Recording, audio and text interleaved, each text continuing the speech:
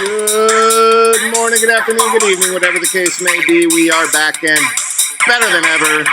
We are talking inverse functions, and let's get to it, shall we? All right, inverse functions. So, first of all, inverse functions are not reciprocals.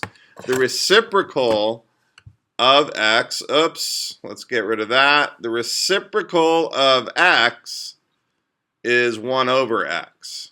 Okay, that's reciprocals. These inverse functions are not reciprocals. What inverse functions are exchanging x values with y values and y values with x values. This is a nice little graphic. I got a function f here where a maps to 3, or f of a equals 3, f of b equals 1, and f of c equals 2. Well, the inverse of f just exchanges the x and the y coordinates. So the inverse of f maps, or f negative 1 of 1 goes to b, and before b went to 1. So now it's just flipping them. It's going backwards from 3 to a and from 2 to c instead of from a to 3 and from c to 2. And the graphing produces some nice symmetry along the line y equals x, and that makes sense because that it would be along the line y equals x, because the x and y coordinates are just swapping. Okay. In terms of a function machine, and this is really just what we have here. If you remember the function machines from back in the day, if we have a function and we input a 1 and it outputs a 5, and the function is 2x plus 3, and we find its inverse, and by the way, the inverse of 2x plus 3 is x minus 3 over 2. If we input the 5, we will get the 1. In other words, for this function, we had the coordinates 1, 5, and then for this function, we have the coordinates 5, 1. Okay, so that is the relationship of the inverse function, between a function and its inverse.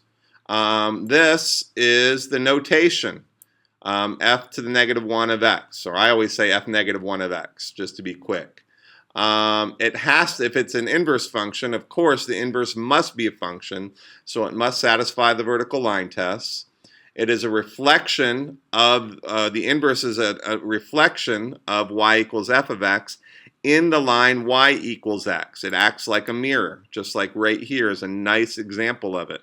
We have the original function and then we have its inverse, and you can see how it's a mirror, or that y equals x acts as a mirror. It's a reflection in this mirror right here, the mirror being y equals x.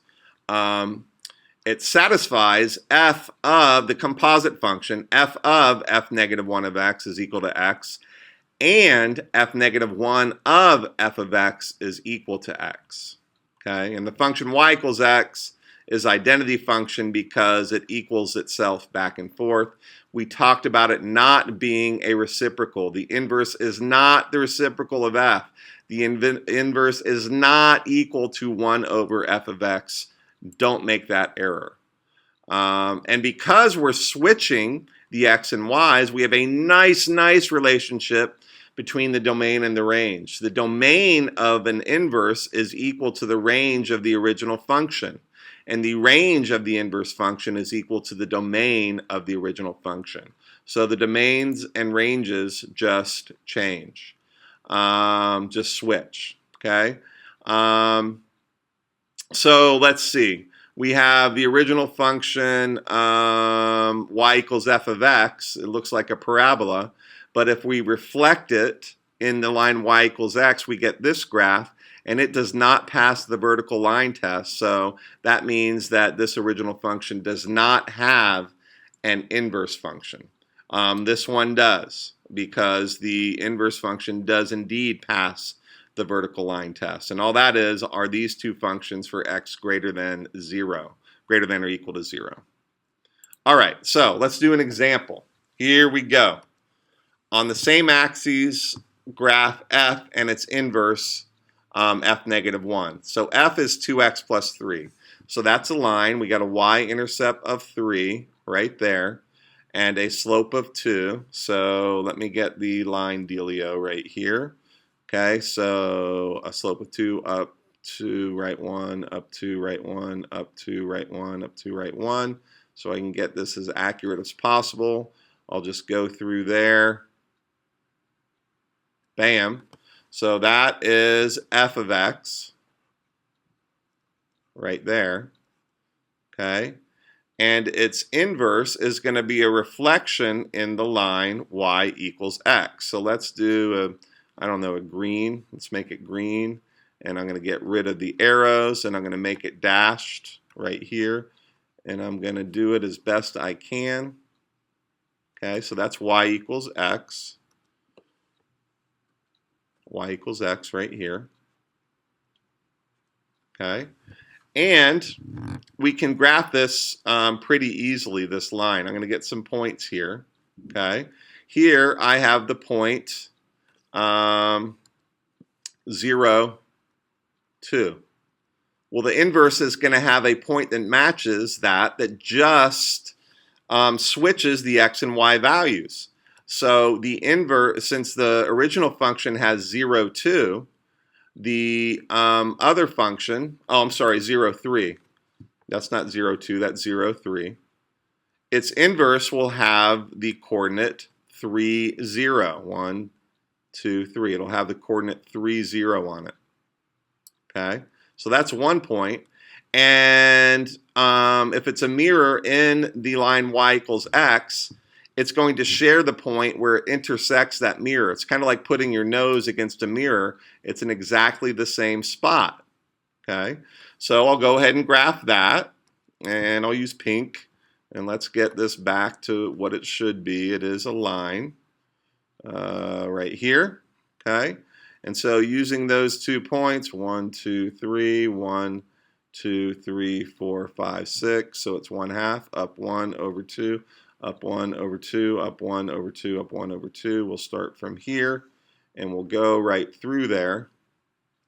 And you can see, now this is the inverse, and we denote that f negative 1 of x. You can see that these lines are mirror reflections in the line y equals x. A function and its inverse, when graphed, are mirror images of each other where the mirror is the line y equals x. Okay, so now they actually want us to find the inverse using coordinate geometry and the gradient of the inverse from part A. So that's pretty easy. I have a point, 3, 0. And then all I need, a point on this line, and then all I need is the slope of the line. And so we saw before that I could go up 1 and over 2, yes. So that's a vertical change of 1, positive, and a horizontal change of 2, positive. So that means my slope equals 1/2. Okay. So then I can say y minus y1 using the slope formula over x minus x1 is equal to 1/2. And I have an x1 and a y1. I have an x of 3 and a y of 0. So then this goes to, all right, so then I have y over x minus 3 is equal to 1 over 2. Now let's think about what we're doing here. We're solving for y, so I can simply multiply both sides by x minus 3, and I get y equals x minus 3 times 1, which is just x minus 3 over 2. So that implies that the inverse of x is equal to x minus 3 over 2. Or, if you don't have a graph, we have f is y equals 2x plus 3. And its inverse, f negative 1, is I just switch the x and the y, and then I solve for y. Subtract 3 from both sides. Oops, x minus 3 equals 2y, and then I divide by 2, and I get x minus 3 over 2 equals y, which is the same thing we got here. So that is indeed that's two ways that you can find the inverse of a function. Okay, and so now for part C, they want me to check that f of the inverse is equal to the inverse of f, and it must be equal to x. If it's not, then they are not inverses of one another.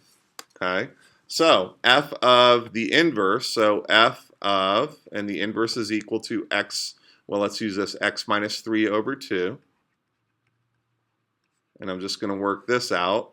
So that's equal to, well, the original function is, let's scroll up. Oh, here it is, 2x plus 3.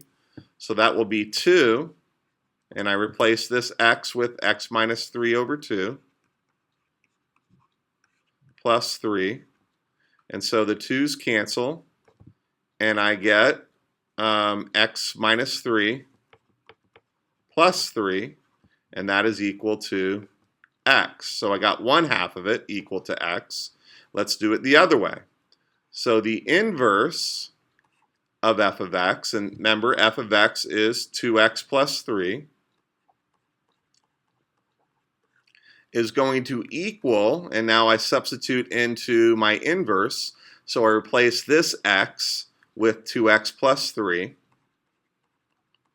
Don't forget the minus 3 right here, over 2, which is going to equal, bam, bam, 3 minus 3 is 0, 2x over 2 is equal to x. So we have shown that the composite functions going both ways is indeed equal to x. And again, that will always be true for a function and its inverse. All right, that is all I have to say about that. Hope you enjoyed the show. I know that I did. And with that, I am out!